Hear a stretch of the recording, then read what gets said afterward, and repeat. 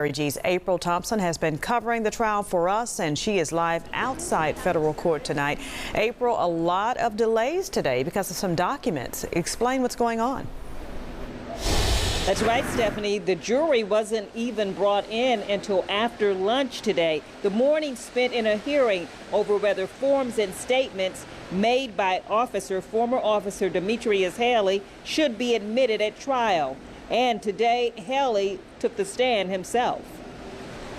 Demetrius Haley took the witness stand Friday morning as attorneys battled over documents that would be admitted at the trial of Haley, Tadarius Bean, and Justin Smith in the beating death of Tyre Nichols in 2023. All of this out of the presence of the jury, as the judge had to make a decision if jurors would even see these documents. Haley, the other defendants, and all police officers had to fill out forms after any use of force with the public, a response to resistance report. Haley's attorney wanted the form to be kept out of evidence presented at trial, saying it was part of garrity protection, preventing officers from self-incrimination when they make a required statement to the department about an incident. Haley took the stand testifying he did leave out information on the form, but it was a mistake.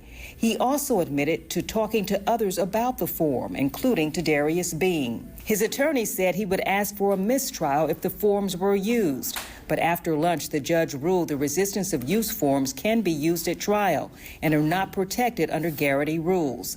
That moved the case forward with the jury being brought in. The first thing up, the response to resistance reports filed by the defendants in the Tyre Nichols case. Memphis Police Academy instructor Lawrence Wright continued his testimony, identifying the reports and what was in them, showing how all three officers wrote they used soft hand techniques with a closed hand, which was not effective on Tyre. Wright saying the officers didn't tell what force they used, didn't mention punches or kicks or holding Nichols' arms, and never said what the suspect did that required use of force.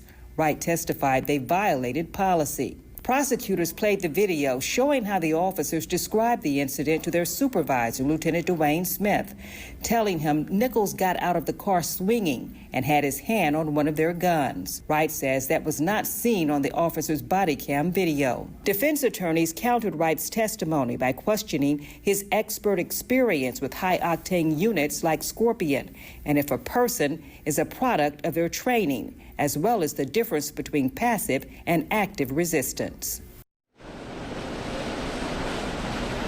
And that instructor was still being questioned this afternoon. He was just the third witness called by the prosecution. Now, we haven't been told how many witnesses will be called in all, but we were told early on that about 40 witnesses would be called in this entire trial. That's between the prosecution and the defense. So as you can see, a lot more testimony to come. Reporting for your news leader in downtown Memphis, April Thompson, WORG News Channel 3. All right, an eventful weekend as you